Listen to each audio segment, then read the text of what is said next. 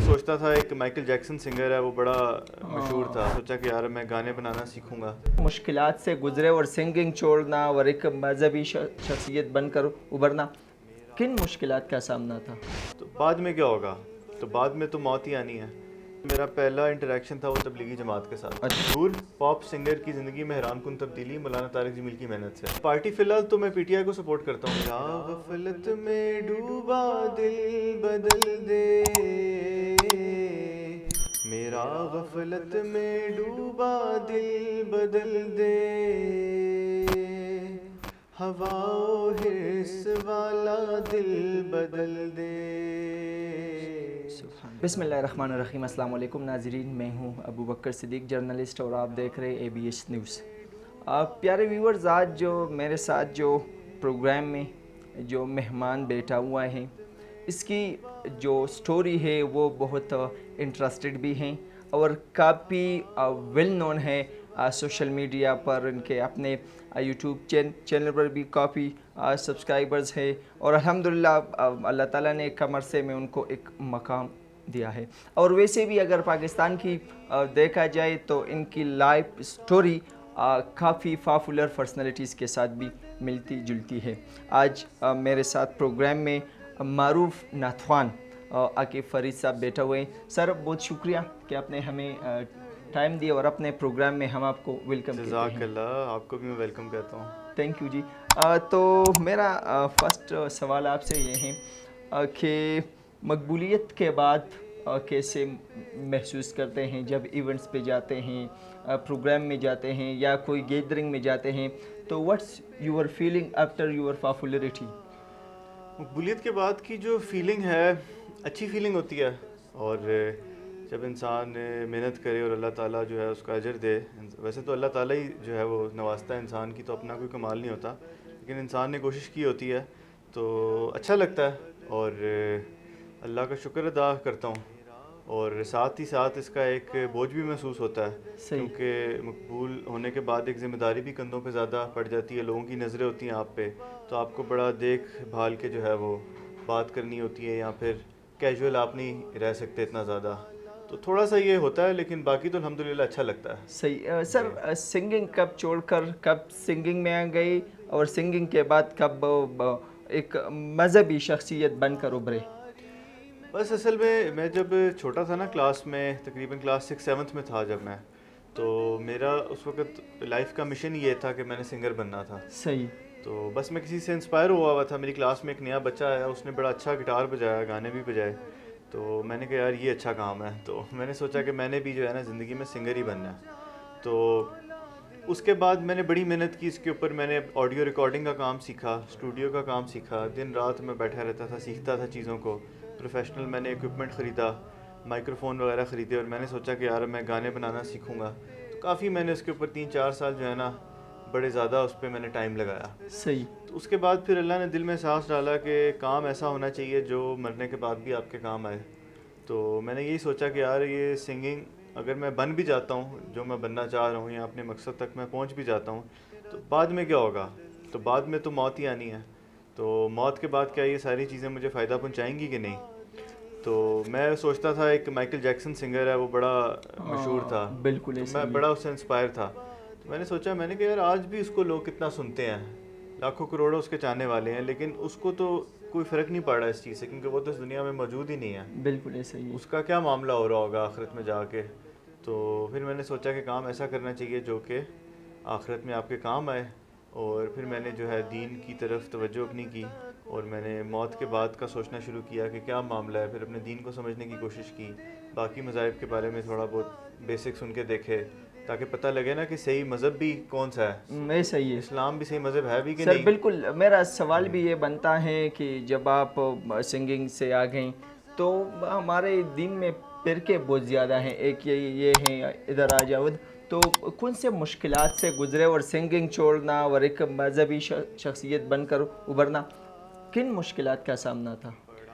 देखिए, शुरू में तो मुझे इतना नॉलेज नहीं था इन चीज़ों के बारे में, क्योंकि मैं इतना दीन से दूर था, तो इन बारीकियों का मुझे नहीं पता था कि इसमें फ़िरके हैं, और ये सारा कुछ मोटा मोटा पता था, लेकिन अंदर से नहीं देखा था मैंने। तो जब मैं دین کی طرف میں نے چلنے کی کوشش کی تو جو میرا پہلا انٹریکشن تھا وہ تبلیغی جماعت کے ساتھ تھا. اچھا ماشاء اور اللہ. میں بڑا انہیں کریڈٹ دیتا ہوں کہ ان کی وجہ سے جو ہے بڑی مجھے استقامت ملی اور ایک اچھا ماحول ملا, اچھے دوست ملے. تو 2016 میں مجھے یاد ہے میں نے چلہ لگایا, 40 دن کے لیے میں تبلیغ میں چلا گیا 2016 میں. جی.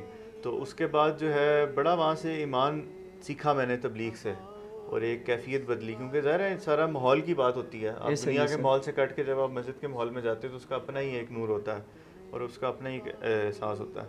تو اس کے بعد پھر مجھے مزید پتہ لگا کہ اہل حدیث فرقہ بھی موجود ہے, تو انہوں نے مجھے کچھ پروگرامات میں بلایا اور وہاں پہ میں نے نعت خوانی کی اور یہ حمد پڑھی, نعت اور حمد. تو مجھے پتہ لگا اچھا ان کا تو نماز کا بھی طریقہ مختلف ہے. تو آہستہ آہستہ مجھے سمجھ آنے لگی کہ مطلب کہ ان میں بھی ڈفرینسز ہیں. ہاں بالکل.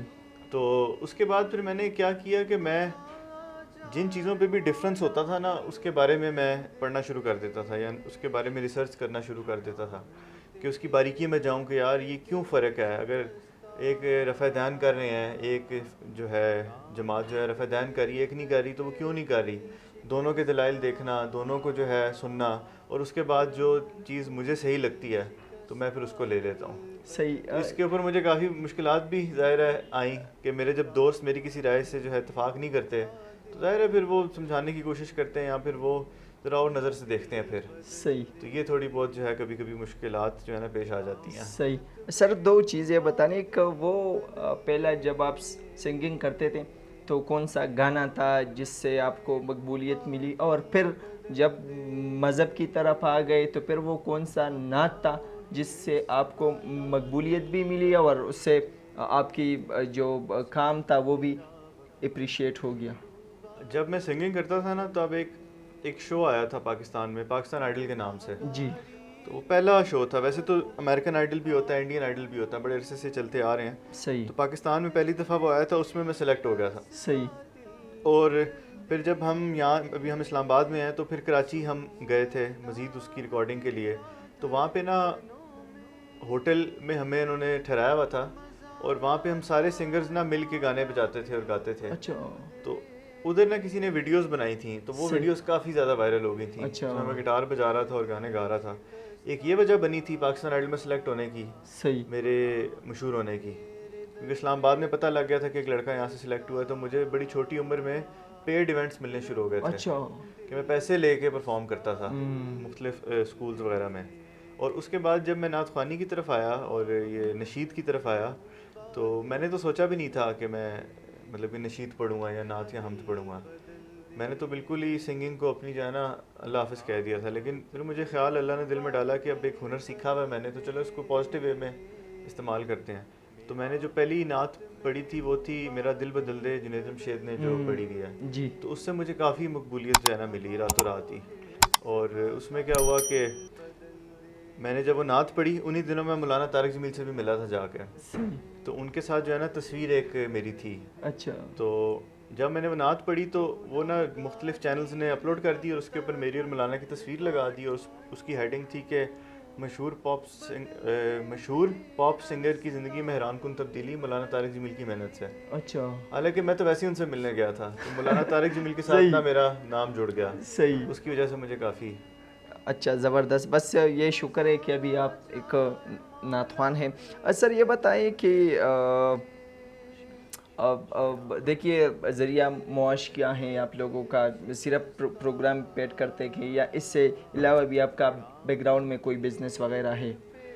میرا آج سے 4 سال پہلے میں نے ایک برانڈ لانچ کیا تھا کپڑوں کا اور ٹوپیوں کا اور عطر آئلز اور مختلف اس میں پروڈکٹس تھے. تقریباً 2-3 سال میں نے وہ بزنس چلایا, لیکن ابھی ریسنٹلی میں نے اس کو شٹ ڈاؤن کر دیا کیونکہ وہ اتنا فیزیبل نہیں ہو رہا تھا. صحیح. اس کے علاوہ جو سورس آف انکم ہے وہ ہے یوٹیوب. صحیح. اور شور پاپ سنگر کی زندگی میں حیران کن تبدیلی مولانا طارق جمیل کی محنت سے. اچھا. حالانکہ میں تو ویسے ہی ان سے ملنے گیا تھا, تو مولانا طارق جمیل کے ساتھ نا میرا نام جڑ گیا, یہاں سے ریونیوز جنریٹ ہو جاتے ہیں. اس کے علاوہ میں اسٹوڈیو پروڈکشن کا کام کرتا ہوں. اچھا. آڈیو پروڈکشن کا. تو جو مختلف نعت خوان ہیں جو میرے کلائنٹس ہیں وہ آ کے میرے پاس اپنی نعتیں ریکارڈ کرواتے ہیں یا نشید, وہاں سے بھی انکم ہو جاتی ہے, اور تھوڑی بہت ٹریڈنگ کبھی کبھی کر لیتا ہوں. صحیح. سر ٹیکنیکل اسکل کی آپ نے بات کی کہ میں آڈیو ریکارڈ بھی کرتا ہوں, وہ ایڈٹ بھی. یوتھ کے لیے کیا پیغام ہے جو لوگ اپنے گھروں میں بیٹھے ہیں جو کہتے ہیں ہمارے پاس جاب نہیں ہے؟ ٹیکنیکل اسکل کی اہمیت کتنی ہے؟ بھائی ٹیکنیکل اسکل کی اتنی اہمیت ہے نا کہ اگر آپ کو کوئی اسکل آتی ہے نا تو کام خود آپ کے پاس چل کے آئے گا. صحیح. وہ کام آپ کو ڈھونڈے گا, آپ کو کام ڈھونڈنے کی ضرورت نہیں پڑے گی. لیکن شرط یہ ہے کہ ٹیکنیکل اسکل ہونی بھی چاہیے. یہ نہیں کہ بس آپ تھوڑا بہت آپ نے سیکھ لیا تو آپ بیٹھ جاؤ کہ مجھے کام ملے. اس کی جو بھی اسکل آپ سیکھو اس کی آپ تہ تک جاؤ, اس کی باریکیوں تک آپ جاؤ. اور سارا جو نالج ہے وہ انٹرنیٹ پہ موجود ہے. آپ نے دنیا کی کوئی ٹیکنیکل اسکل سیکھنی ہے, مواد اس کا انٹرنیٹ پہ موجود ہے. اب یہ آپ کے اوپر ہے کہ آپ کتنی محنت کرو. میں نے جو ہے ساری آڈیو پروڈکشن کی جو جتنی بھی اسکل ہے یہ ٹیکنیکل یہ میں نے آن لائن سیکھی ہے. صحیح. اور دیکھ کے ظاہر ہے راتوں رات نہیں آتی, پیچھے بند انسان لگا رہے کسی چیز کے تو وہ سیکھ ہی جاتا ہے. اور اب الحمدللہ لوگ میرے پاس آتے ہیں اور میرے پاس ٹائم نہیں ہوتا انہیں دینے کے لیے, ریکارڈنگ کے لیے, اور کام میرے پاس بے شمار ہوتا ہے. زبردست, ماشاء اللہ. سر اب پڑھائی کتنی کی اور کون سے یونیورسٹی سے فارغ ہوئے؟ پڑھائی میں نے کی ہے BS میں نے کیا ہوا ہے لیڈرشپ اینڈ مینجمنٹ اسٹڈیز میں, اور میں نیشنل ڈیفینس یونیورسٹی سے میں نے یہ کیا. صحیح. فیوچر کا پلان کیا ہے بزنس کے حوالے سے, نعت کے حوالے سے, یا کوئی پرسنل پلان ہو جس سے آپ کی ترقی مزید ممکن ہو؟ فیوچر پلان میرا یہ ہے کہ ایک تو یہ نشید کا ہی سلسلہ جاری رکھنا ہے انشاءاللہ. یہ جو اللہ تعالیٰ نے ہنر دیا ہوا ہے اور اسی کی برکت سے جو ہے مقبولیت بھی ملی ہے, تو اس کو تو میں ساری زندگی ساتھ رہ کے چلوں گا انشاءاللہ. نشید کا معاملہ تو ساری زندگی ساتھ لے کے چلنا ہے. اس کے علاوہ میں نا سوشل کام کرنا چاہتا ہوں, کہ میں نے دین کا جو خلاصہ جو سمجھا ہے نا وہ یہی ہے کہ آپ نے دوسروں کی خدمت کرنی ہے. صحیح. آپ کے ہونے سے یا آپ کے کوئی بھی کام کرنے سے اوروں کو فائدہ پہنچنا چاہیے.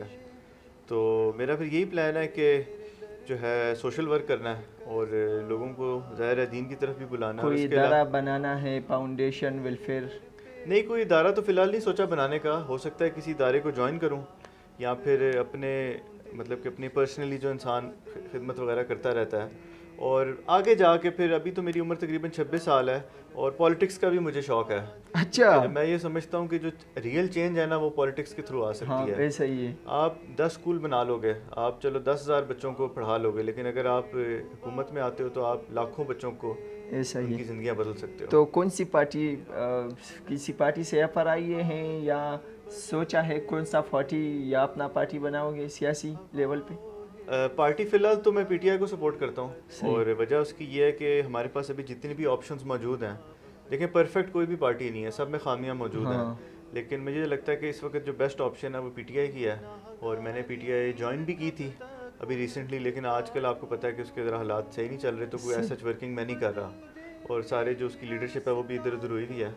تو بلکہ اسد عمر صاحب نے مجھے جو ہے وہ ویلکم کیا تھا پارٹی میں, اور انہوں نے وہ پہنایا تھا مجھے جو جھنڈا تھا اس کا PTI کا, لیکن اب وہ خود جو ہے وہ چھوڑ گئے ہیں حالات اس طرح کے. اچھا, تو ابھی آپ پاکستان تحریک انصاف کے رہنما ہیں, کہہ سکتے ہیں. صحیح. سر آخر میں اگر ہمارے ویورز کو جس طرح ہم پشتوں میں کہتے ہیں کہ اگر کوئی نعت وغیرہ ہمیں سنائے تو ہمارے ویورز کی جو دینی جذبہ ہیں وہ مزید انشاءاللہ آگے جائے گی. ضرور, میں اب وہی سناتا ہوں آپ کو جس سے جو ہے میری شہرت ہوئی تھی شروع میں, میرا دل بدل دے. ارشاد. Mobile record. میرا دل بدل دے, میرا غفلت میں ڈوبا دل بدل دے, میرا غفلت میں ڈوبا دل بدل دے, ہوا و حرص والا دل بدل دے, میرا غفلت میں ڈوبا دل بدل دے. گناہ گاری میں کب تک عمر کاٹوں, بدل دے میرا رستہ دل بدل دے, سنوں میں نام تیرا دھڑکنوں میں, مزہ آ جائے مولا دل بدل دے. پڑا ہوں تیرے در پہ دل شکستہ, پڑا ہوں تیرے در پہ دل شکستہ, رہوں کیوں دل شکستہ دل بدل دے, میرا غفلت میں ڈوبا دل بدل دے.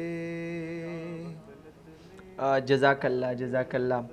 میں فرید صاحب کا عاقب فرید صاحب کا بہت مشکور ہوں کہ انہوں نے اتنے مصروفیات کے باوجود ہمیں ٹائم دیا اور ہمارے ساتھ اسپیشل یہ پوڈ کاسٹ ریکارڈ کی. سر آپ کا بہت بہت شکریہ. آپ کا شکریہ. اور سر کی اسٹوری یہ صحیح ہے کہ یہ کالج کی ٹائم سے سنگنگ کرتا تھا اور وہ بھی کافی آگے لیول پر, اور جب تبلیغی حضرات نے سر پہ محنت کی تو الحمدللہ سر کی جو نعت خوانی ہیں وہ بھی انٹرنیشنل لیول پر ہے, اور سر نے اللہ تعالیٰ 26 سال کی عمر میں جو مقام دیا ہے وہ کافی لوگوں نے ابھی تک حاصل نہیں کیا ہے. سر کا بہت بہت شکریہ. انشاءاللہ تعالیٰ اگلے پروگرام میں ملیں گے. آپ کا ہوسٹ ابوبکر صدیق.